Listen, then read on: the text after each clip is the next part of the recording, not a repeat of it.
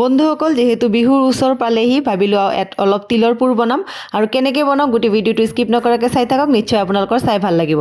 এইটো হ'ল মোৰ আইতাৰ ৰেচিপি অলপ বেলেগ ধৰণৰ নিশ্চয় আপোনালোকৰ চাই ভাল লাগিব। এয়া মই উখোৱা চাউল অলপ ৰাতিপুৱাই তিয়াই কৰি থৈ পানীখিনি টুকি লৈছিলোঁ। এতিয়া চাউলখিনি শুকোৱাৰ পিছতে মই অলপ কেৰাহীত ভাজি ল'ম। আৰু বন্ধুসকল এইটো আপোনালোকে তিলৰ পুৰ অকল খাইছে, এইটো চাউলৰ লগত মিক্স কৰি পেলাই মই পুৰ বনাম। আৰু এইটো অকণ বেলেগ ধৰণৰ কাৰণে ভাবিলোঁ আপোনালোকৰ লগত শ্বেয়াৰ কৰোঁ। আৰু এয়া মোৰ ভজাখিনি হৈ গ'ল, এতিয়া খুব ধুনীয়া এটা গোন্ধ ওলাইছে।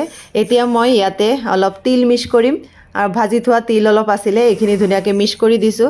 আৰু এতিয়া মিক্স কৰি মই বেছি টাইম নাভাজোঁ যিহেতু তিলখিনি ভজাই আছে। এতিয়া মই গেছৰ চুইচটো অফ কৰি অলপ ঠাণ্ডা হ'বলৈ দিম। ঠাণ্ডা হোৱাৰ পিছতে এইখিনি মই মিক্সিত পিচি ল'ম। বন্ধুসকল মিক্সিৰ সলনি আপোনালোকে পটাটো পিচিব পাৰে বা ঢেঁকীটো খুন্দি ল'ব পাৰে। মই মিক্সিত পিচি লৈছোঁ। আৰু লগতে মই ইয়াতে অলপ মিঠৈ মিক্স কৰিম। মিঠৈৰ সলনি আপোনালোকে চেনিও মিক্স কৰিব পাৰে। মই অলপ মিঠৈ বেছিকৈ দিছোঁ, পিঠা মিঠা নহ'লে ভাল নালাগে। এয়া মোৰ একবাৰে পুৰখিনি ৰেডি হৈ গ'ল। বন্ধুসকল আজি ভিডিঅ'টো চাই ভাল লাগিলে লাইক এটা দিব বুলি আশা থাকিলে আজিলৈ ইমানখিনি, বাই বাই।